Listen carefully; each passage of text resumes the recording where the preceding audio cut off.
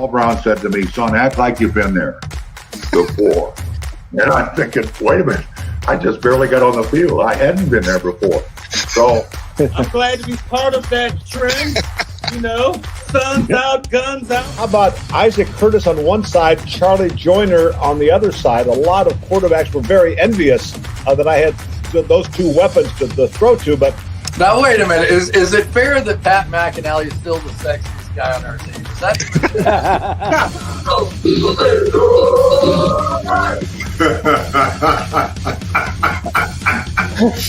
You got me there. You got me good. Darling, how you gonna be in that video not represent with a chain and your tango, man? I got mine on.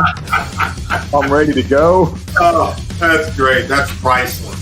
There are two guys that I think it's a travesty that are not in that Hall of Fame. Ken Riley and Ken Anderson. Yeah, sure. Let's put the backdrop on, Jamie. See if Marissa's okay with it. Yeah, I got her backdrop. Starting the Canadian fan club up here for you. That is so funny. My last touchdown, and that's what Joe Burrow's going to end up like if they don't start protecting his ass. It's going to be the next David Klingler. David Klingler stuff. There's no Spanish speaking people here, very few. So we, fast forward, we go to the Super Bowl in Miami, and the word was the Bengals have two big Mexican offensive linemen. They don't know how to speak Spanish. So I got down there and started doing these interviews in Spanish, and they're like, "Wait, we heard you don't speak Spanish."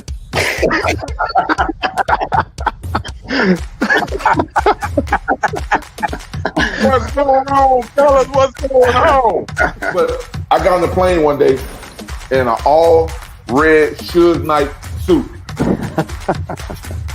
And boy, Joe Walters and the liner, they destroyed me. I thought for sure I was so clean. I had some gaiters on, all red suit on. I was Suge Knight.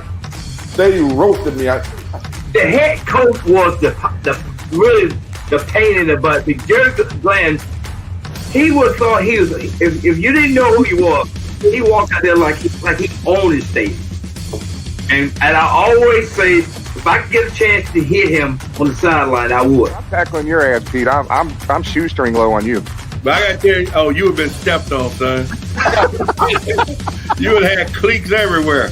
Well, I'm proud to be a Bengal. Yes, I'm proud to be a Bengal always been. And I got nothing from you guys. What's up? I know everybody's feeling really good as this is the first place Cincinnati Bengals in the AFC North, guys.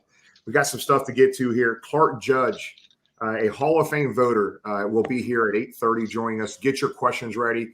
This guy's a big supporter of a lot of Bengals, especially Willie Anderson. We're going to really drill Clark on a lot of different things. A really good guy, and he's going to give us a lot of insight into the process. But real quick, let me get to a couple things, and we're going to talk about the game right out the box here. But guys, just after the game last night, if anybody saw this game, the city up north made it closer than I thought it was going to be. He loses 16-14 last night. It's a fun game to watch. I watched the whole game, but that felt good to watch those guys go down. And then your reaction on the fans. I feel sorry for that dude. We've been there before, brother. I know. Believe me. Man, I will tell you, I thought the Raiders were going to blow it.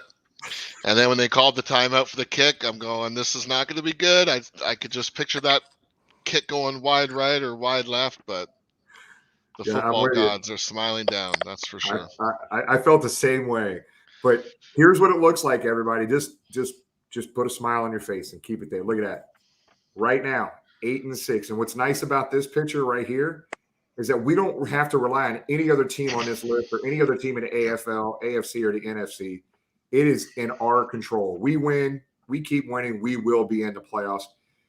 So remember we talked many weeks ago, we got to get to 10. We have 3 games left. We got to at least get 2 more.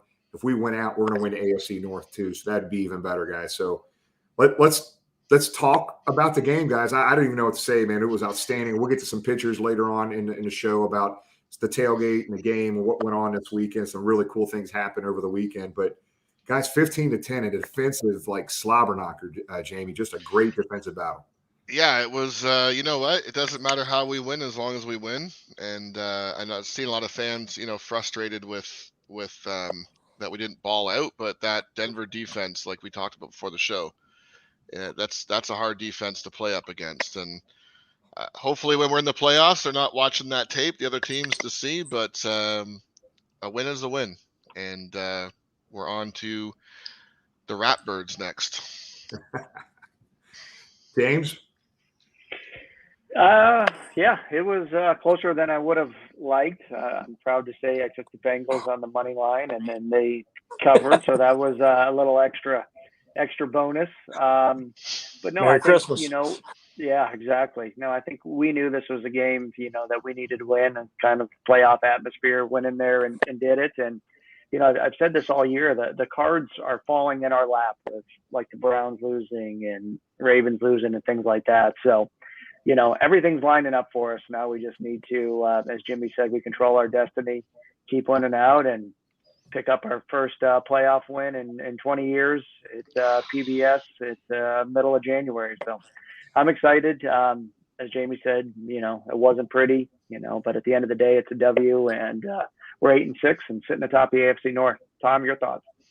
I'm not worried about style points.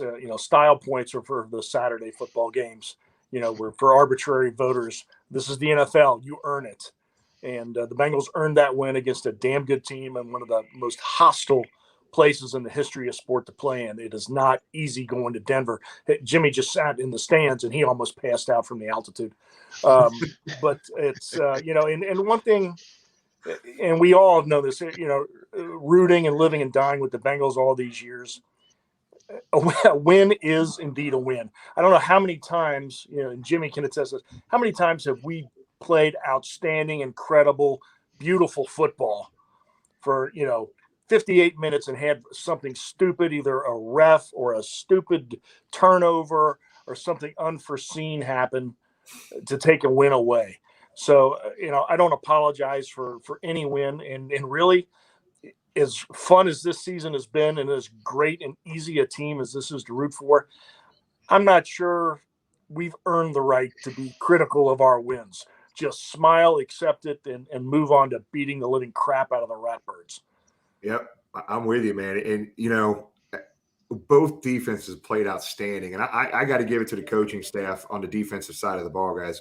We were without our best cornerback. We were out without two of our top 2 out of 3 linebackers. Jermaine Pratt absolutely balled out. I think he had like 15 tackles. He was all over the damn field. Our cornerbacks and our safeties played outstanding. Our defensive line, I'll tell you what, guys, we got to stay healthy there because that is the key to our defense, that defensive line. They balled out. I was very, very happy with the win, and I did expect it to be a low-scoring defensive struggle. But the other thing that we should bring up about that game is it's interesting how from week to week a view on things can change. So against the 49ers, a lot of the fan base, including myself, and I think you guys shared the sentiment as well, at the end of the game, Zach took the ball out of Joe's hands and ran the ball, and he said in his press conference after he regretted doing that, staying up. And then you face the same situation at the end of the game, and we run the ball, and it's the right play this time because you weren't getting it in the air, and they run the ball and run the clock down. And so, what do you guys think about that? I gotta make a comment on that, Jamie. We were debating that as that was getting ready to be called. We were like, what are they going to do here? And I'm like, as well as his defense has been playing, and as well as Huber was punting that day, pin them back. The defense, they weren't going to score on it. They needed to score a touchdown. I had no problem with that call. Yeah. But on the flip end of San Francisco, maybe I did have a problem with that. But I didn't have any problem with that call at all. Yeah, me neither. At all. If there's such a thing as coach speak, I'll speak fan speak. I hated it the week before because it didn't work, and I loved it this past week because it did work. So that's funny how that works. Eh? But I will say, and this is something, and I wish one of the commentators on one of the shows mentioned, with the movement to sabermetrics and all that in other sports and really entering football, the problem with all that and analyzing all that is it takes out the coach's decision of how a team's playing, what he feels the team can or can't do at that time instead of referring to a book. We were texting each other during the game, and even I said, wow, taking the ball out of Joe's hands 2 weeks in a row. But like Jimmy said, the defense was playing well. They had Drew Lock in at that point. I'll take my chances. Kevin Huber was absolutely booming the ball.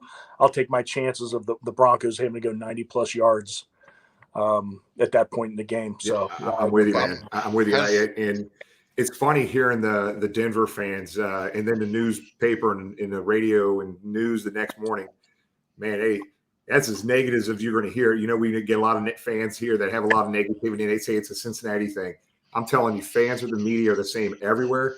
They are lighting up the Denver Broncos in Denver right now. So there was a front page editorial calling for Vic Fangio's firing after that game.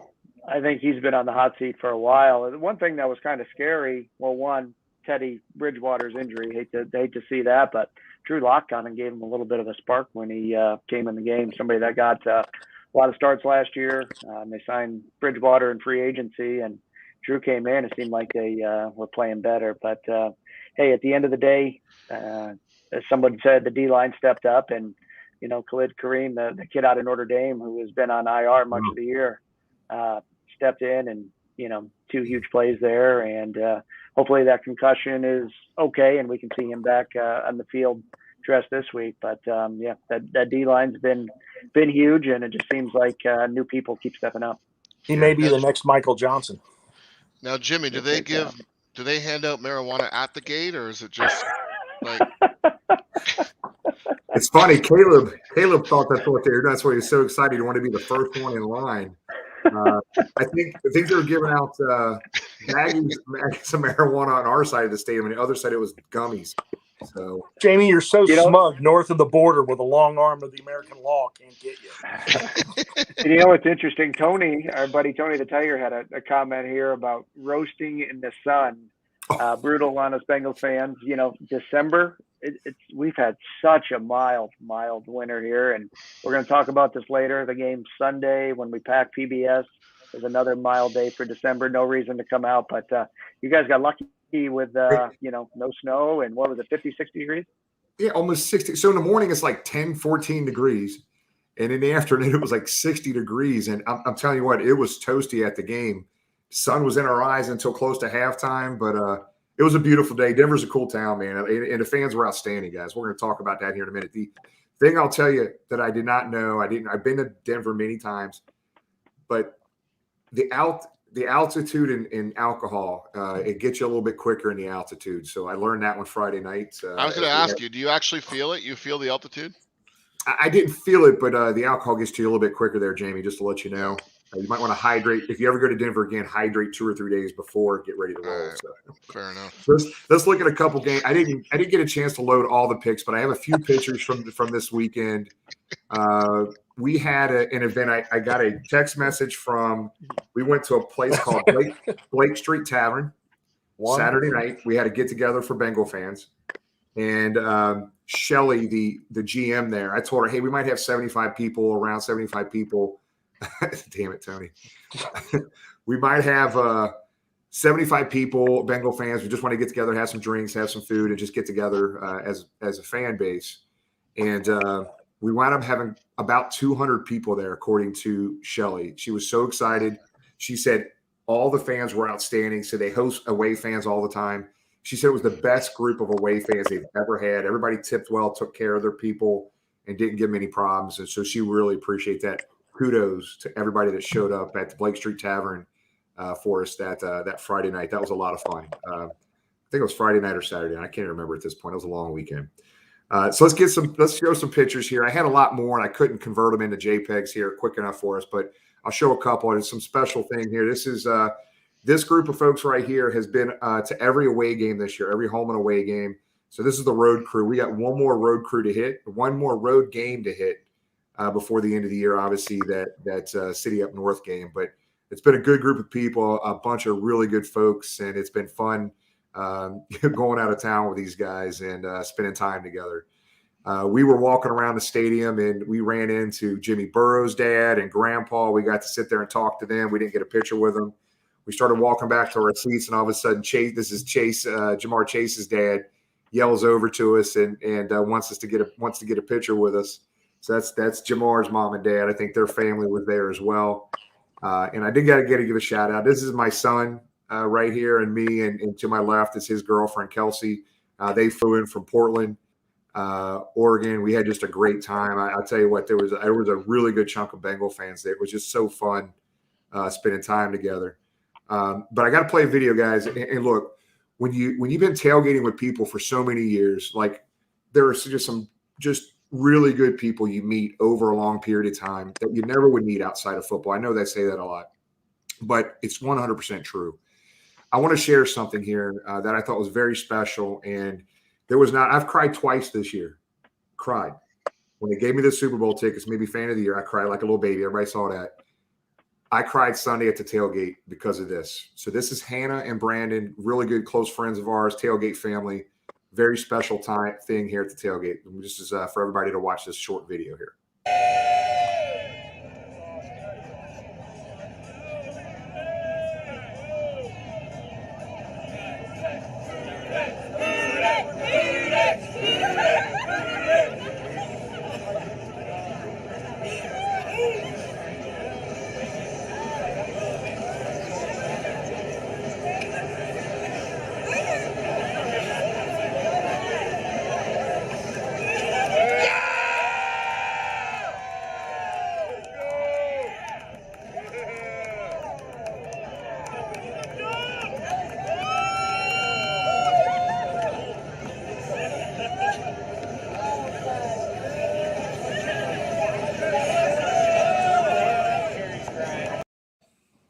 Congratulations to Brandon and Hannah.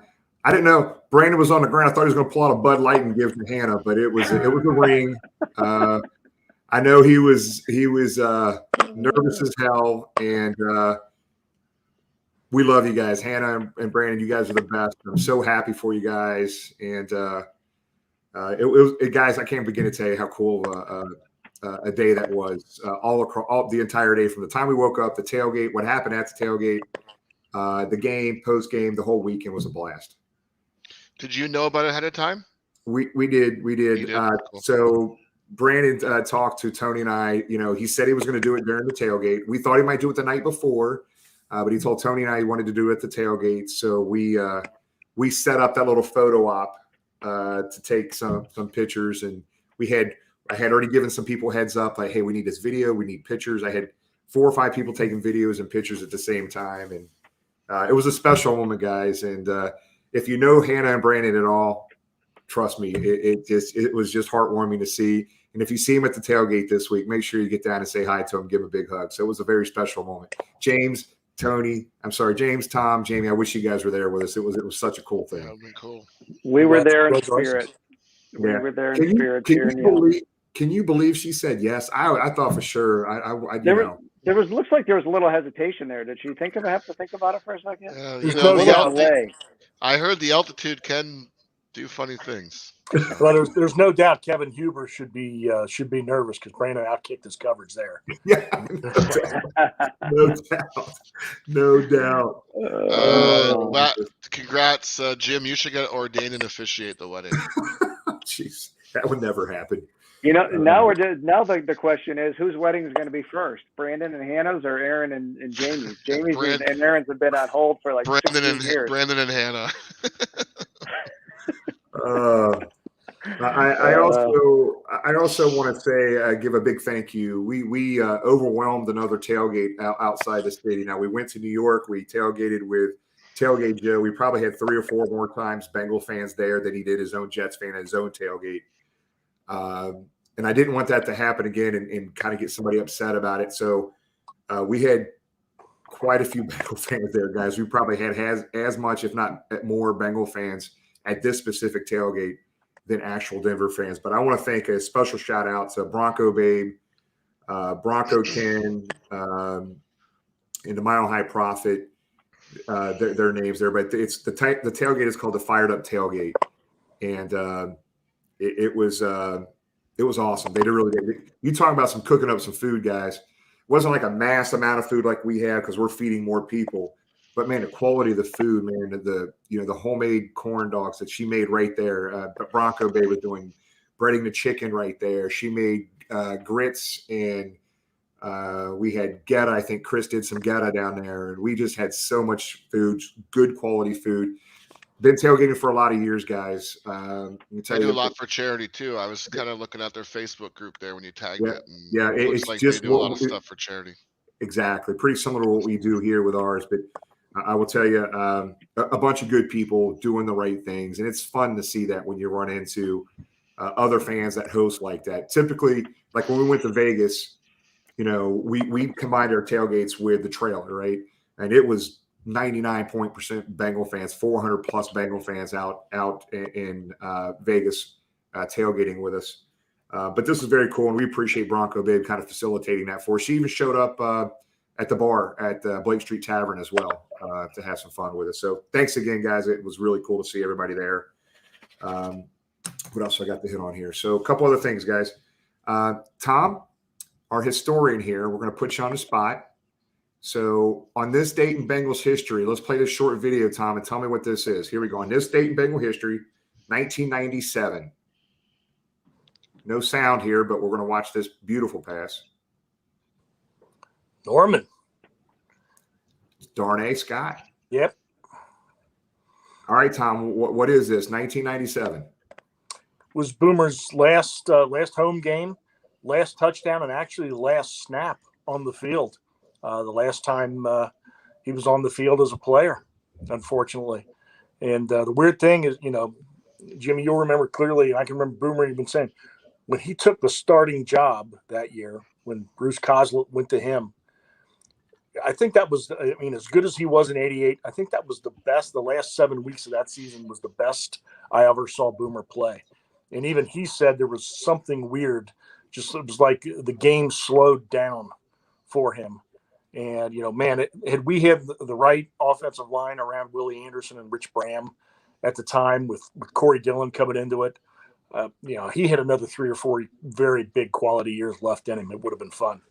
Yeah, and I remember that year. I remember sitting in section 122, right in the end zone, right behind the Bengals bench right there. And he was amazing, man. They couldn't stop him. I mean, any pass, I don't care, it's a touch pass, dart. I mean, he was amazing in 1997. It was unbelievable. That kind of a little bit just kind of lets you know that we do have a very special guest here coming up that will be on the show. We actually have Boomer Esiason going to be on a show here in the next couple of weeks. We're working out time frames right now. He's on vacation this week and next week. The week after next, we're going to have him on, guys. So we will have Boomer Esiason on the show here, talking football with Bengal Jim and friends. That's going to be a fun night when we get him on for sure.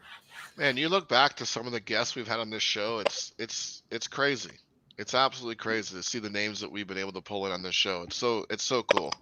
Yeah, it's been fun. It's been really fun. We'll talk about this probably as we do another. We close out another year here coming up. Year in review. Yep. Yeah, and to look at the names that have been on the show, none of us would have comprehended. That happening when we started this damn thing. Remember how excited we were to get Tom on? Yeah, we got a historian. We had that was like I was random fan of the week, and as I recall, you and James kept messaging back to each other, "Who is this guy? Let's move on." Oh, stop it! You got those? Yeah, I can see those. That's here. Let me see what you're saying about me this week. Hey, so real quick, give it a quick update. Our guy Sam. So I talked to Sam. So I know we thought we might have something ready to go tonight, but here's the deal. Sam, Bengal Street Talk with Sam. Sam's going to be at the tailgate this week. And if some 6'8" dude comes to you with a Miller Lite in his hand interviewing you, you better be ready. He is going to start the first episode of Bengal Street Talk with Sam, and we're going to air whatever he videos. We're going to cut up some clips here and get that on the next Tuesday show. So Sam's ready to go for everybody here next Sunday at the tailgate. I want to hit another event here that happened last night, guys. It was a long weekend. I got home maybe about 1:30.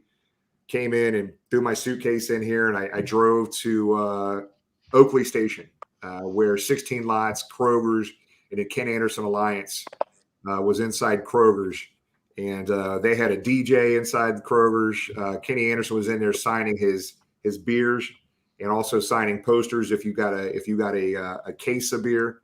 But here's Kenny. There's our buddy Greg Luther, and Kenny Anderson. But Kenny was sitting there pounding some Ken Anderson Lions beer. We had a bunch of tailgate fam there that showed up. He was there for 2 hours.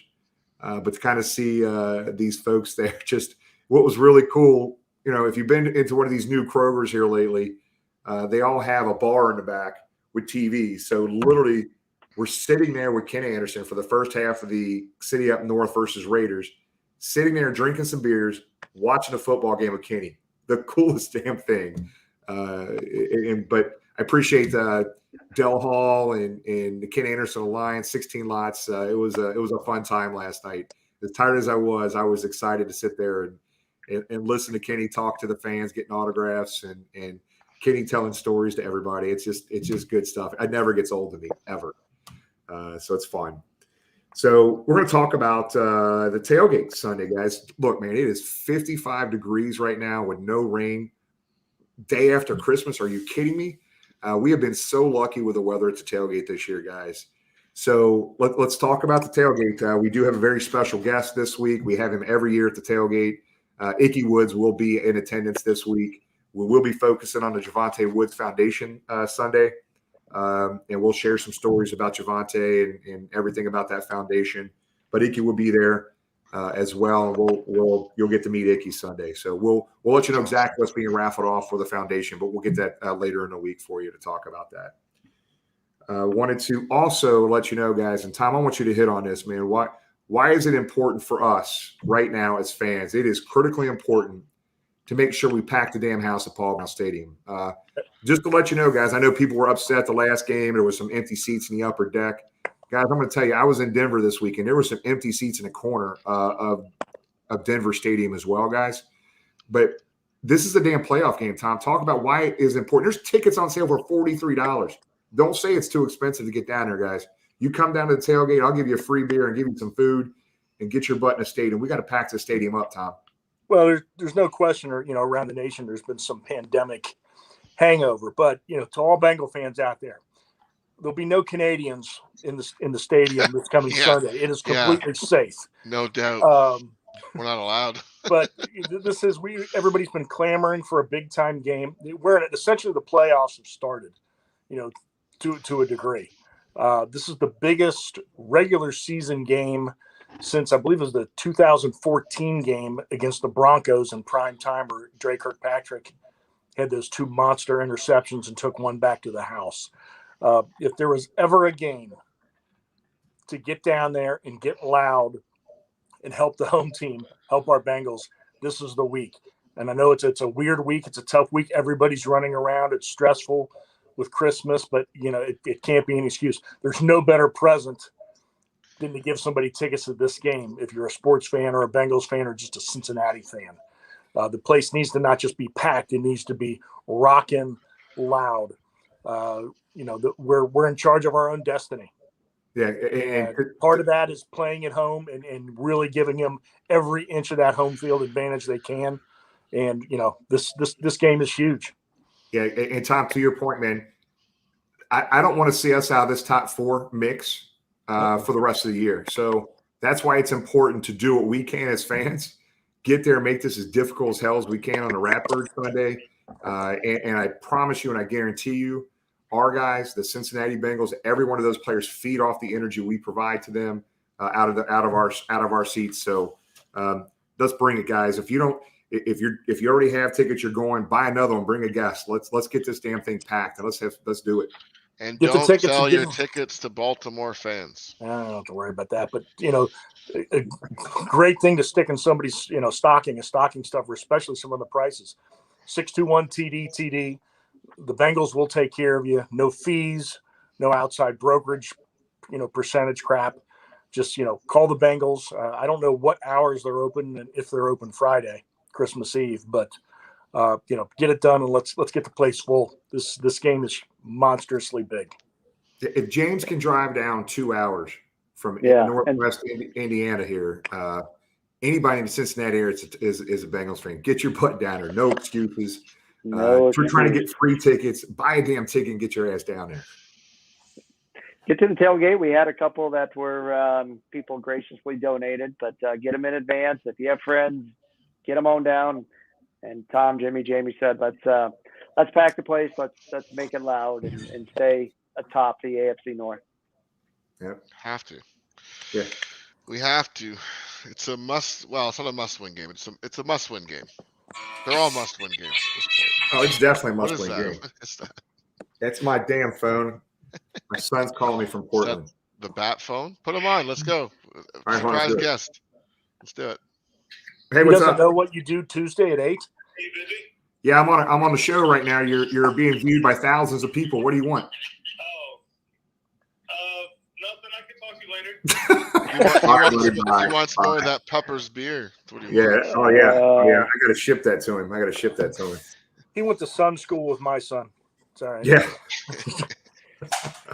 All right. Let me check on. I think we hit everything we were supposed to hit in 30 minutes. Well, what about this duck race? Do we have time for the duck race? Yeah. Let's do the duck race. Okay. Let's do We'll it. do the intro. We'll do the intro for this, Jamie. While you get that queued up, as everybody knows, we have the YouTube channel.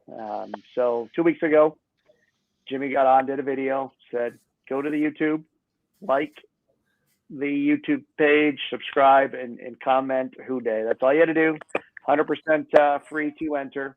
And upon entering, we said we're going to do a duck race live tonight, so you can see all the names of people that went on there, followed the rules, and played along. So we're going to do the duck race. The winner is going to take home a Von Bell autographed jersey. And if you haven't subscribed yet, it's not too late. You can still go subscribe, stay up to date on what's going on. And here's the list of names that did it before the deadline. And as I said, somebody's going to take home a Von Bell jersey. Hold on. So, Hey guys, real quick. In time, we haven't done one of these. We get people are asking to bring the duck races back. Here it is, but that's a hell of a lot of ducks right there, Tom. So you got to start again. Let's get it. All right. So there's 98. What's your prediction? I'm going to go 36. I got 11. Everybody put your comments in. What duck you want to win? I got number 11. James? 13. Tom? Those ducks are getting cold. Let's go. And they're off. Oh, man, you need a Down the magnifying Ohio River, glass. man, they're going quick for such a crowded field in that cold water. Lime green duck taking an early command. How you know the water's that's not cold, what Tom? you want. Like that. Here comes COVID duck charging up like it does every week, and it's Is sinking there a back quick. COVID duck? Like there's a duck in there. Looks like the COVID virus. It's like pink and got little dots on it, like that. There's a red duck, regular duck. There's a duck looks like the penguin from Batman. There's there's a the Batman Russian duck. That's cool. like that. Stalin duck there with the Like that. Russian They're add-on. twin Okay, ducks well, are in I contention. have bad news for 85. You're not going to win. No, Whoever's in they're first with coming 10 down through seconds the left east end, doesn't going win. by the Montgomery and Boathouse. Charging. Oh, wow, for he Paul could Brown win. State. This could be the Brandon We first. have a Brandon Charger Smith. coming up. No. Yeah, fading out. Greg Luther. Who's coming up? No. There we go. Oh. Well, Who the won? name's What, fitting. who was It was a foregone conclusion they were going to win. that? No. Yeah. There you So go. this was Foregone off conclusion, your, a winner of a Von Bell signed jersey. This Very is nice. off your YouTube screen name, so you can send us a PM and we'll get that shipped off to you. Could there So be a again, better thank you. name? Could there be a better name to win? That is It's a perfect. foregone It conclusion. sounds like a horse's name you'd see at the Kentucky Derby, doesn't it? But, What number? I yeah. didn't even catch the number of that one. That's okay. I think it was 61. 61. Okay, I guess 36. So. I think it was 61. So congratulations on winning the Von Bell jersey. So that's a really cool thing to win. So we appreciate everybody for participating in that. So I miss doing those. That's fun. We should make that a regular thing again. That's always a good time. We'll work on it. Yep. I think we'll get back to. I know a lot of people are asking for those duck races again for the charity. So number 61. So somebody did pick 61, didn't they? No, I asked what number it was. They're just telling me what number. Oh, it was. okay. I got it. All right, guys. So in the waiting room right now, we have a very special guest, Clark Judge, a Hall of Fame voter. Speaks openly about our guy Willie Anderson here recently. award-winning writer, Pro Bowl Hall of Fame voter. This guy, it goes on and on. This is a very special guest for us. We've had what, three of the Hall of Fame voters on, Tom, here the past 6 to 12 months, something like that. 4 if you count Jeff. Yeah, good point. So let's go ahead and bring Clark on the show here. All right, here we go. Clark, what's going on, buddy? How you doing? Hey guys, I'm doing fine. How are you? Good, man. Good. You watching some football tonight? I was, and I came up here to do this. I was. Sorry. This is better than that game. This is better than the Eagles-Redskins game or Washington football team. Yeah, it's the first time all year. Reason we go Tuesday nights, Clark, is to avoid the NFL football season, and whether they do, they'll put games on Tuesday night for us. So we'll get going. Clark, it means a lot being with us, buddy. We as a group of Bengal fans, obviously we have a bunch of people watching right now, and it's been very frustrating to us, as we watch all these players go into the Hall of Fame. We got guys like Lamar Parrish, Ken Anderson, Ken Riley, Willie Anderson, Max Montoya, Corey Dillon, Chad Johnson, guys that we think, Isaac Curtis, even, at the end of the day, that we think are extremely Hall of Fame worthy. But the guy I want to focus on tonight a little bit more than what we normally would is Willie Anderson, and we'll talk about him here in a minute. But kind of help our our viewers understand here, Clark. How do they get to the 25 semifinalists, and how do they vote to get to the 15? Can you give us some clarity around that? Sure. Good question. We have a preliminary list that's given to us in September, I think it is, August or September. And if you see somebody on there that you don't think belongs, you can question it. Or if you see someone's whose name, or if you don't see someone who you think belongs, you can add that person. And in any case, the list is finally compiled and given to us sometime in August or September. I think it's late August, early September, whatever. We have to vote on that and submit it by October. And typically that runs over 100 people. And it's, all positions, specialists, kickers, punters, all positions. And then that list is narrowed to theoretically 25 semifinalists. Now this year we have 26 semifinalists because apparently there was a tie at 25. They didn't tell us who got the tie, but you do 25 semifinalists. And then from that list, and that's released Thanksgiving week, I think it was the Wednesday before Thanksgiving this year, those 25 and this year 26 semifinalists. From that list, you pick 15 finalists, and I'm talking about you, meaning the board of selectors. The board of selectors now is 49 persons, and so we submit our top 15, and I think it was done by December 13th this year, and that will be announced in early January. I think it's the first week in January it'll be announced, but in any case, it goes from whatever the preliminary list is. It used to be high 90s. Now it's over 100. I'm not sure what it was this year, 113, something like that, 114. That's cut to 25. But this year, as I said, a tie at 25 made it 26. We have 26 semifinalists. That list of 26 semifinalists is cut to 15. And that 15 group will be the 15 finalists that we vote on in January. And it's sometime in mid to late January that we're going to meet as a board, 49 members with some members of the Pro Football Hall of Fame Board of Directors. And we'll do it virtually as we did this year because of COVID. And then they will announce those results in early February before the Super Bowl. Got it. Interesting. Thanks for that. I think that a lot of people wanted some clarity around how that process even works. Sure. So thank you. A couple more quick ones for me here. As we did an event back in June, we called it the Jungle to the Hall. We brought over 200 Bengal fans up right to the event tent, right there next to the Hall of Fame, and I remember it. Yeah, just really just trying to bring recognition and discussion around the country to our Bengal legends that we think should be in the Hall of Fame. And I guess the question is, do the voters listen to these things that we do as fans, or maybe even the organization, or the organization does some things around it that they present? Do they listen to any of things or take any of these things into account, or is it a waste of time? Just want to get your opinion on it. It's a fair question. I'd say it's not a waste of time for you guys because you're getting that person's name out in front of the public. In terms of the voters, I don't know that they pay a lot of attention to that because there are numbers of special interest groups and cities all across the country pushing their guy. Now, that said, when there are former players, coaches, front office people that start pushing those individuals. They get in touch with voters. Sometimes that resonates. I think that made a difference this year in the coaches category. There are a lot of people behind the scenes pushing Dick Vermeil.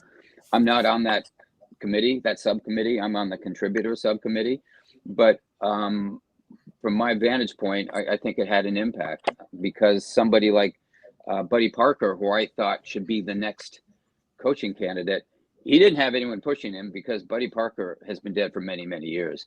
And Dick Vermeil was a guy that has a lot of backing, and rightly so, I understand it. But Buddy Parker, somebody put the Detroit Lions on the map in the 1950s and did a great job with them.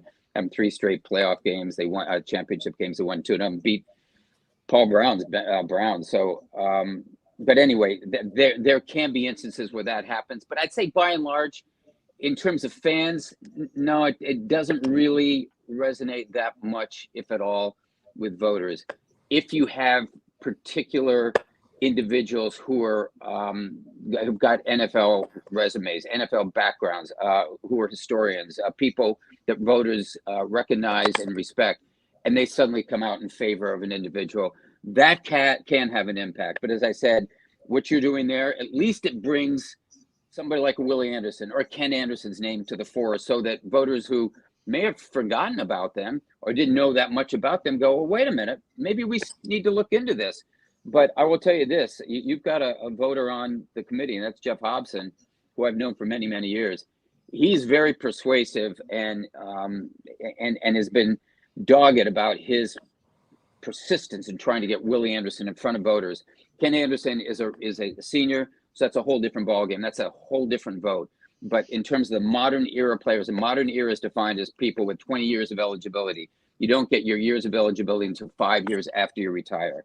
Then you get 20 years of eligibility. Once you go through 20 years and aren't voted to the Hall, then you go into the senior pool, and heaven help you, because there are so many decorated persons in the senior pool. There are 58, I think, all-decade players in the senior pool, 53 of whom have never been discussed. Those are all-decade players, the best at their positions for 10 years.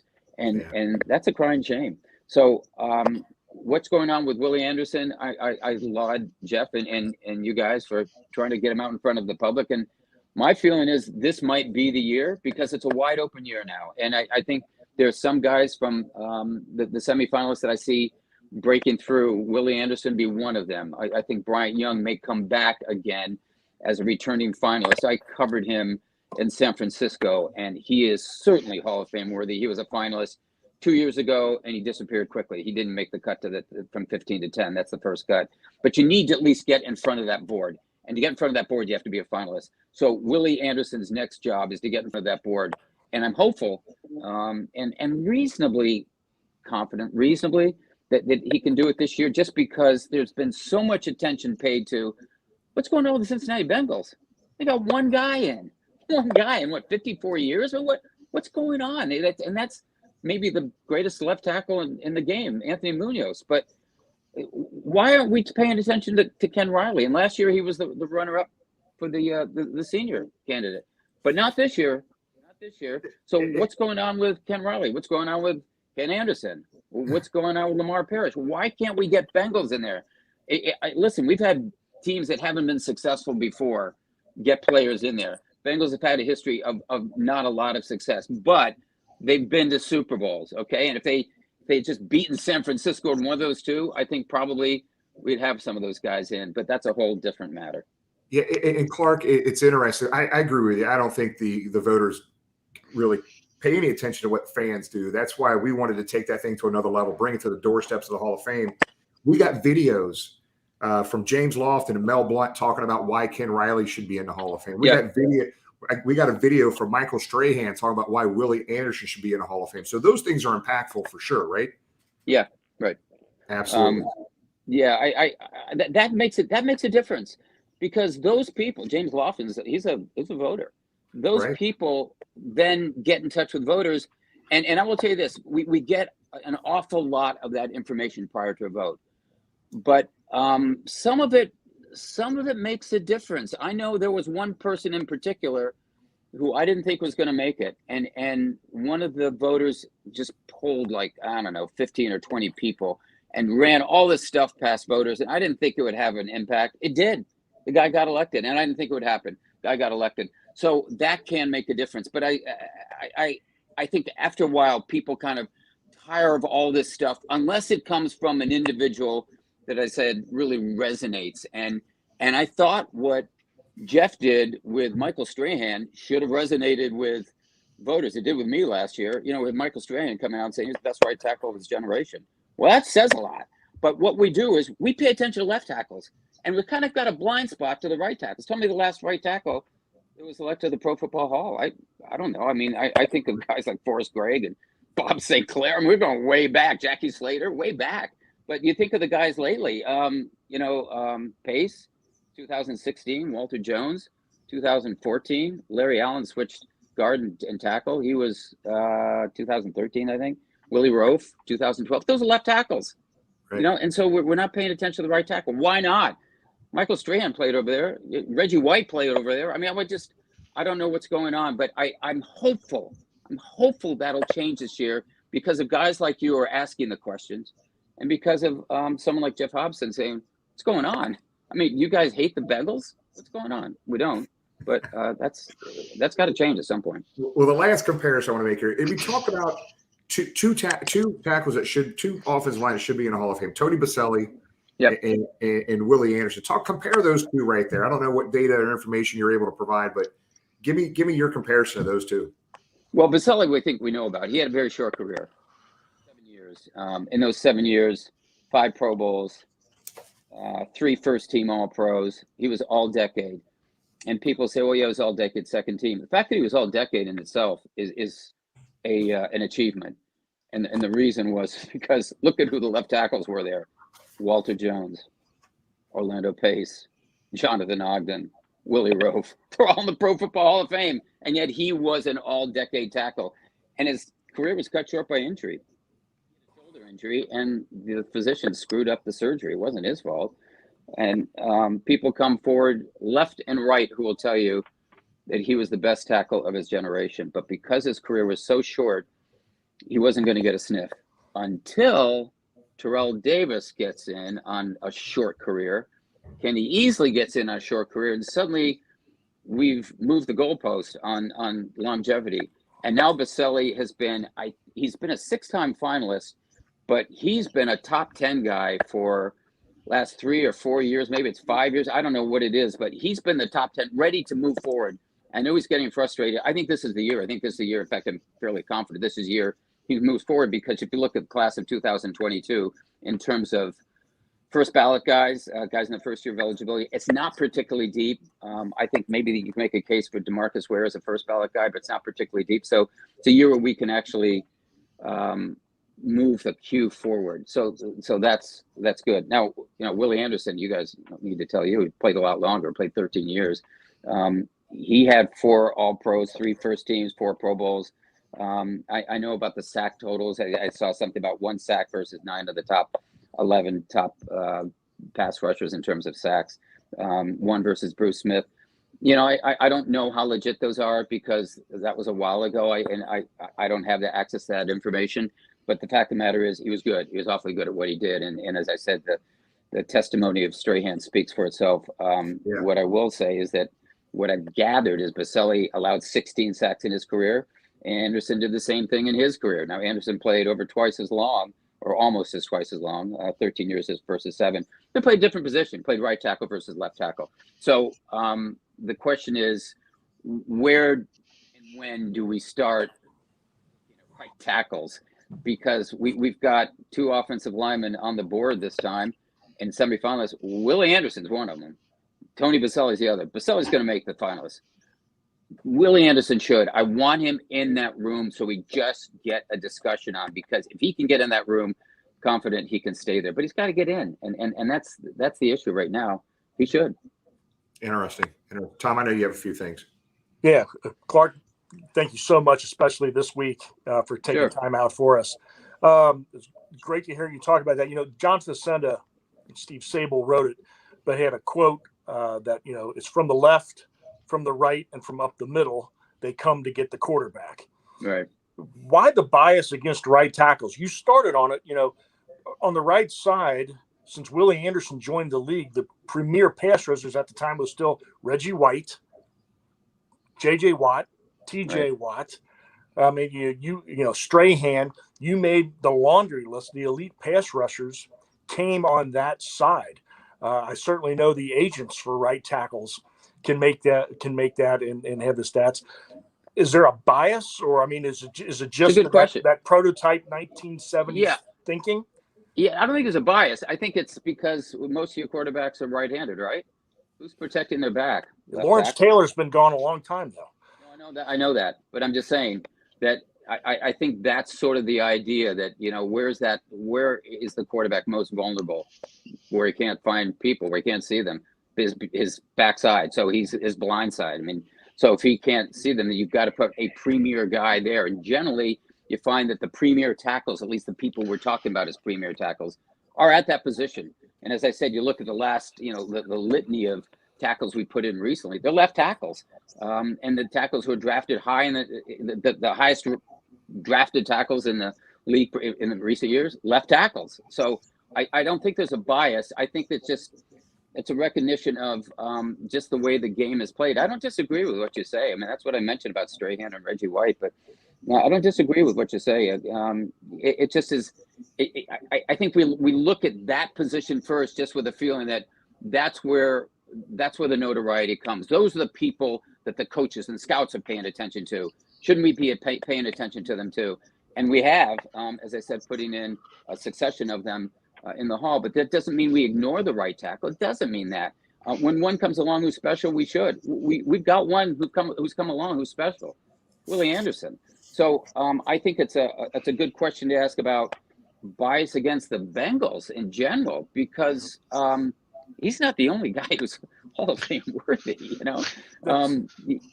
Ken Anderson. You look at what he did in his career, and I'd say, who's the next quarterback who's going in as a senior, if there is one? Is it going to be Plunkett because he had 2 Super Bowls? No, probably not. Cecil Isbell, you can make an argument for. He was an all-decade quarterback with the Packers, and somebody had to be throwing Don Hudson passes, right? It was Cecil Isbell. But he only played 5 years.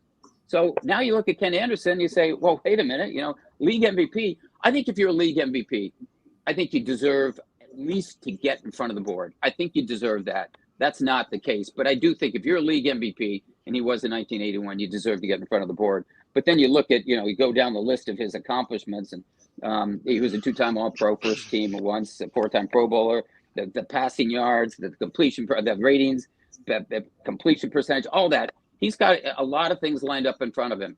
What's the one missing link? Super Bowl. And that's where there may be a bias, because we do measure quarterbacks and coaches typically by championships. That doesn't mean it's the defining piece of the resume, but it's a piece that really, really can put somebody over the top. Fouts got in without winning a championship. Moon got in without winning a championship. Sonny Jurgensen. There are exceptions, but generally, that's what you look at. I'm a big Don Coryell fan because I covered him. I know what he did for the game. He can't get a sniff because people say, well, look at his playoff record. It was 3-6. Well, George Allen was 2-7. He got to 1 Super Bowl and he lost it.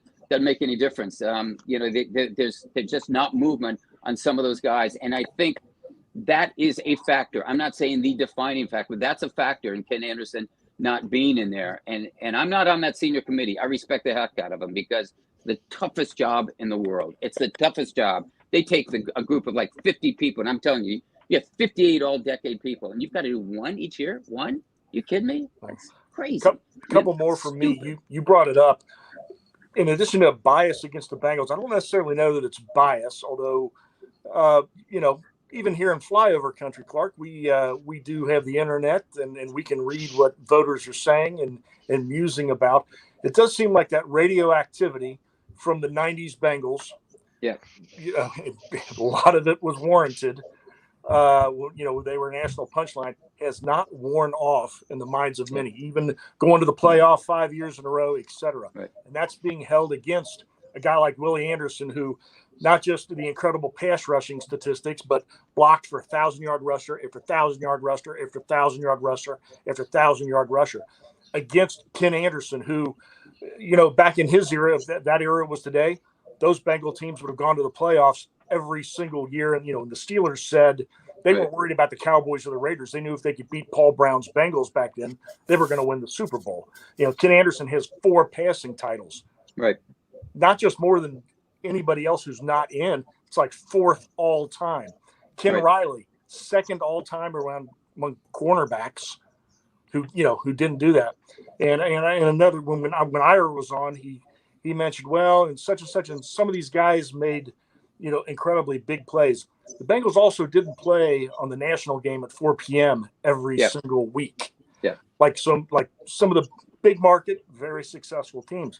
There are a lot of things going against those guys, and I really think bringing it to the balanced, wise eyes of the voters that they can get those guys in. Yeah, it's funny. When you mentioned Ken Riley, he's an intriguing candidate to me because he's 5th all-time in interceptions, right? He's tied with Charles Woodson. We just put in Charles Woodson as a first ballot guy, right? So Ken Riley's out there. But the conundrum with Ken Riley, as you guys know, is Pro Bowls. And you go, wait, Lamar Parrish made what, 7? I think was it 7? Played on the same team. What's going on here? Why didn't this guy make 1? He I think in all of his many years in the NFL, I think he said a total of 12 words to the media. I mean, he was the perfect Paul Brown player. And the other thing is, why didn't he make any Pro Bowls? But he did. He was All Pro 3 times. And leading the conference in interception 3 times. So, in fact, I spoke to Ken. I think a year before he passed away, we had him on our Talk of Fame Network show. He was great. He was great talking about it. There's been a push within the senior pool, and I'm talking about the senior subcommittee, to try to get him in. But that always comes up. That question always comes up, and I think it's a fair one. Listen, I mean, I watch him, but I don't study him like those guys do. And to say, okay, wait a second, why are we taking Ken Riley over Lamar Parrish? Why not Lamar Parrish over Ken Riley? Well, then he had the 65 interceptions. Okay, but he didn't win 1. He didn't get named to 1 Pro Bowl. What's going on there? And that needs to be investigated further. And I'm sure they have. But as I said, he came very close a year ago, and then suddenly he lost momentum this year. So I don't know what's going on there. I'm not on that committee. I would say that if he's got those 65 interceptions, he must have been doing something right. Yeah. With the change in leadership at the Hall, and this is not disparaging anybody that was there, but there looked to be some maybe exciting developments going on. Expanding the senior committee. You're on the contributors committee, maybe going back pre-NFL days and getting Hall of Famers in, some of the minority players from back there. Are you optimistic that happens? Because the glut, especially in the senior committee, is tremendous. They've got to do something to unclog that, and not just for our guys. And we're very selfish; we want them in, but for other cities too. We talk to other fan bases, and we feel their pain and frustration. Yeah, I'm very optimistic. To be honest with you, I'm very optimistic because what I've heard from Jim Porter is what you want to hear. If you're in a place like Cincinnati, you're a place where Maxie Bond played. You're in a place where some of these other guys, Green Bay, that they've got some guys that some people have never heard of. Vern Llewellyn's one of them, Larry Dilweg, people who deserve recognition, who can't get a sniff because we're putting in 1 senior year. We had a call with him, and I'm talking about Jim Porter. He was on with Hall of Fame voters about a month ago, and he asked me to kick it off and lead the conversation. I was talking about how unfair it is to put in 1 each year, and we put in 1 senior now with 1 coach and 1 contributor. Well, I'm going to tell you that the depth of Hall of Fame worthy candidates among seniors is so much deeper than it is among the contributors and the coaches. So it's a real injustice to put in just 1 each year. We used to put in 2 from 2004 through 2014. That stopped once we brought in the contributors. And then we did 1 contributor and 2 seniors for 1 year, and then 2 seniors, 1 contributor and 2 seniors for 1 year, and then 2 contributors and 1 senior for the next year. We just, every other year. And it made no sense to me. I just got, why are we cutting the seniors at the expense of the contributors? There's just not enough Hall of Fame worthy contributors. There's some, but they're not 58, all decade players. And the same thing with the coaches. I mean, you look at the coaches list, and you guys could probably give me your Hall of Fame coaches right now. It's not going to run 58 people. I think he's talked about, when we had the conversation with him, he said, I want to hear what you guys think. And then someone said about 2. He goes, why would you limit it to 2? Why couldn't we do it at 3? I'm going to bring this up at the board meeting in December to the Hall board of directors and see about expanding this.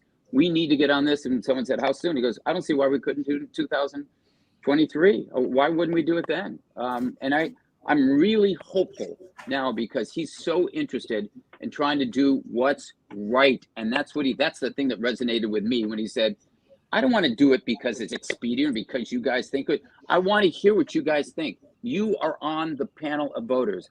I want to do what's right. And it seems to me what's right is to get in people who deserve to be in there. And he's talking about the Ken Andersons, I would think.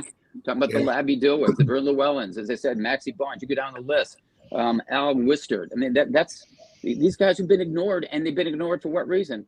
Just because they've been forgotten. That's their only crime. They've been forgotten. They were great players. Al Wistard played 9 years with the Eagles. He was an All-Pro, 8 years. He won 2 championships. He was the captain of the team. They shut out their opponents in back-to-back championship years. He's not in the Pro Football Hall of Fame. What did he do wrong? He got forgotten. That's what happened.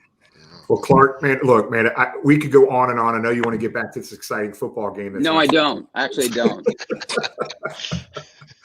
Well, Clark, I guess, hey, we appreciate your time, buddy.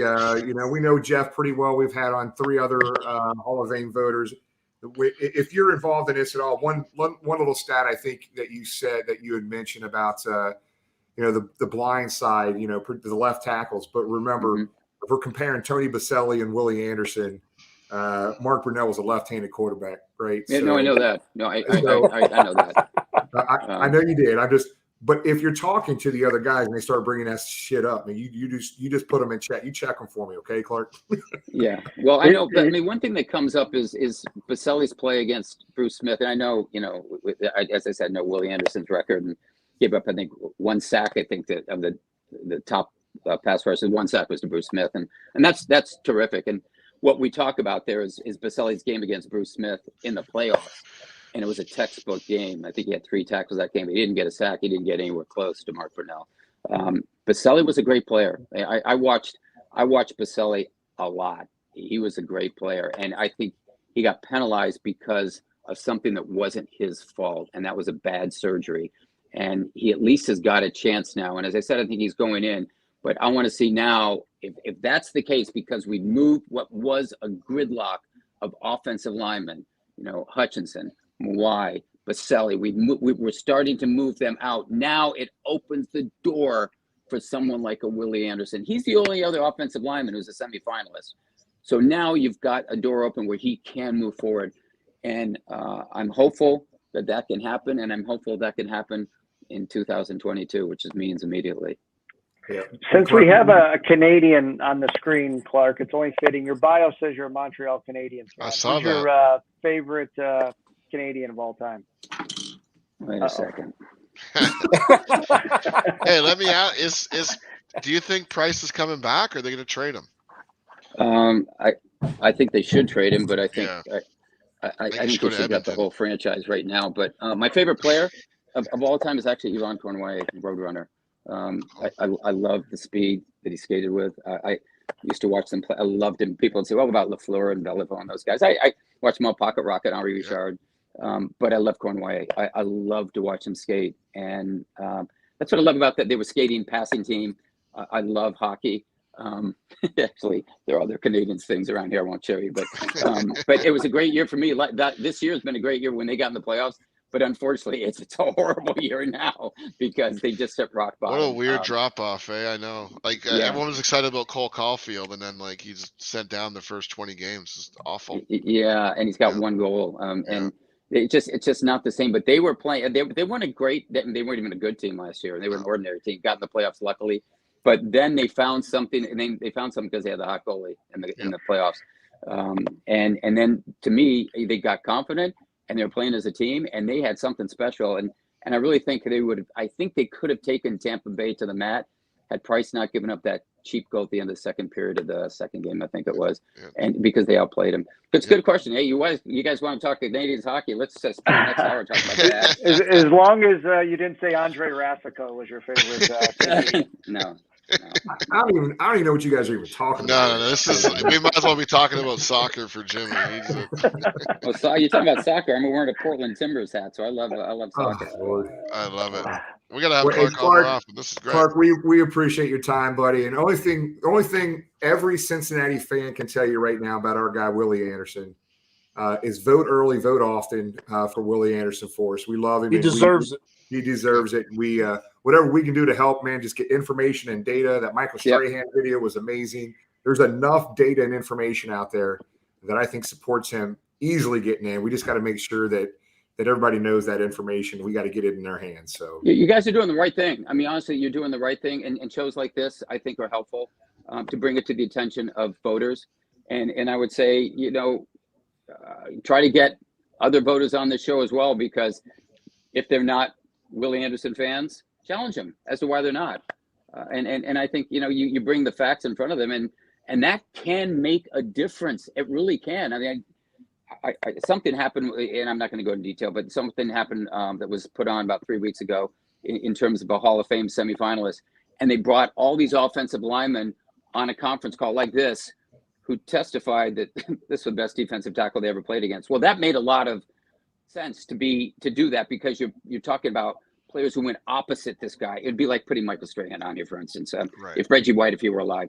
And so these guys were testifying that this is the best defensive tackle, and they're from all over the league, not just one team, all over the league. Yeah. And I think that got voters saying, wait a second. I mean, one or two of these guys, I can understand, but all six of them, they're all saying the same thing.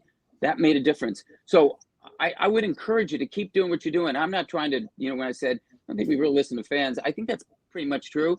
But shows like this are helpful. I mean, they're helpful to get that candidate's name out there, so people at least hear, oh, geez, there's something going on in Cincinnati.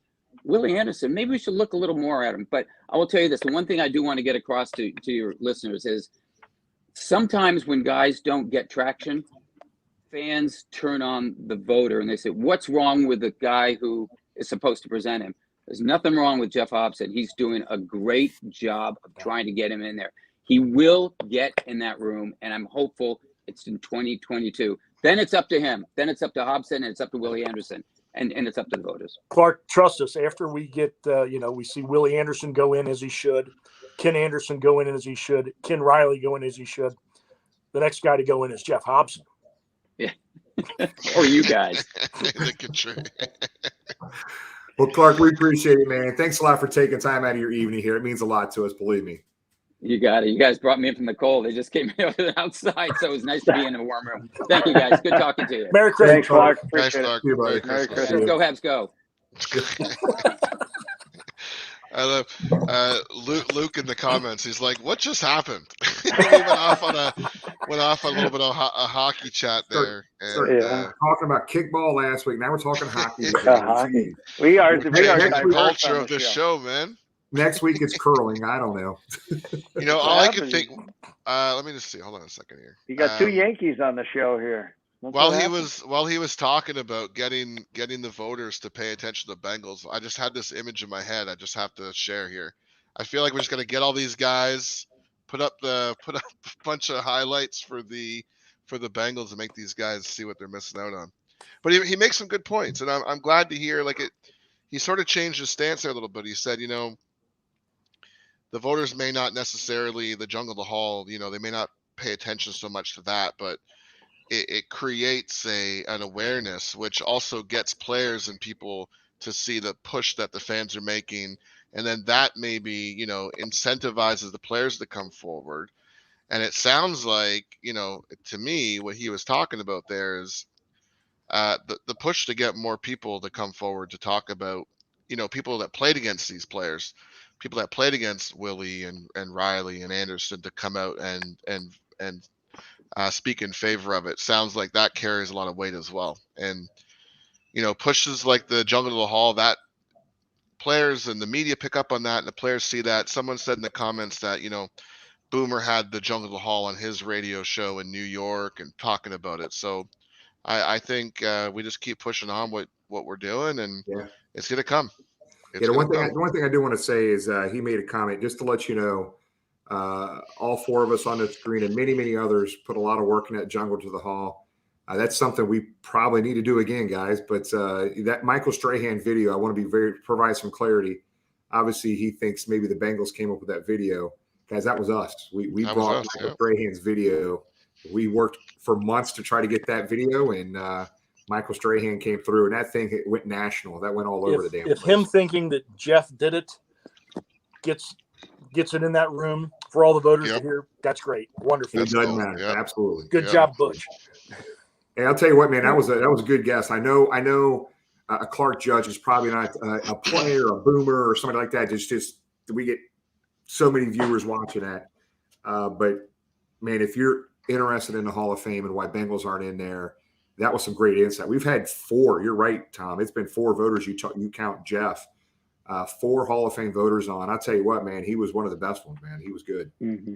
Yeah. I say we do a round table, invite them all on the show, and let's just do this. And let's, I mean, he had a great idea. I mean, and let's line up Michael Strahan. Challenge him. Let's go. Let's get these guys on the screen. Let's have Michael Strahan talk to these guys about just as long as you have the mute button, Jamie. There are 1 or 2 from some large media outlets that just won't vote for anybody with stripes, won't vote for anybody with Cincinnati attached to their name, no matter what. So, Yep. Well, guys, let's go ahead and close this thing out, man. That was great. Jamie, you want to go ahead and start it off? Or?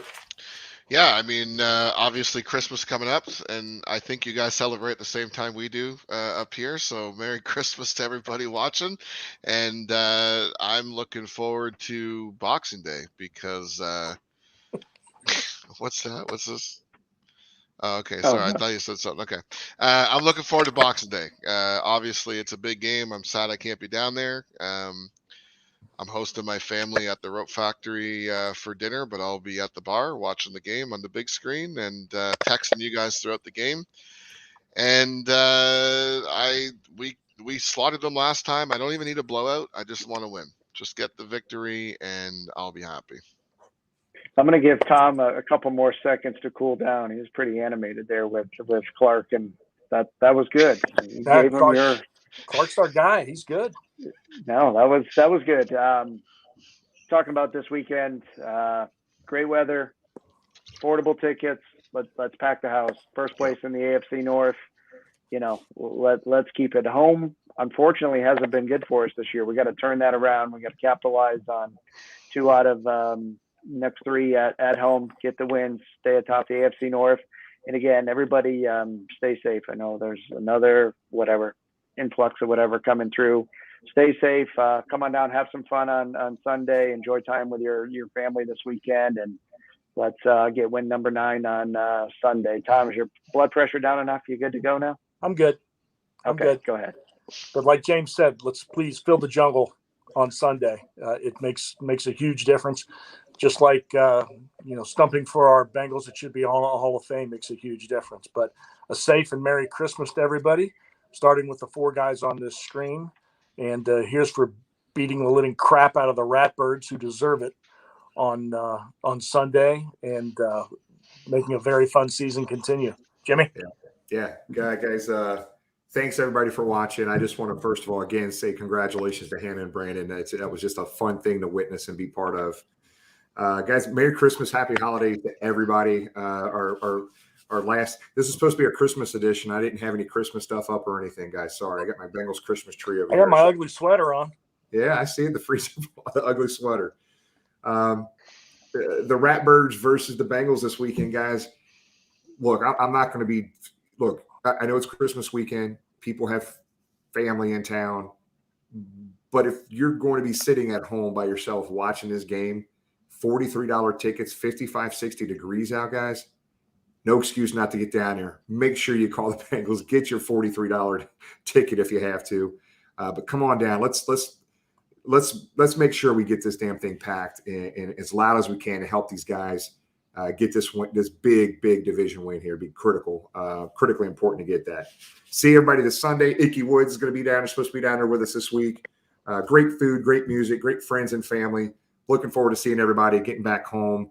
Day after Christmas, 55 degrees. I cannot wait. We'll see everybody Sunday and here next Tuesday. Good day, everybody. Merry Christmas. Good day. Merry Christmas.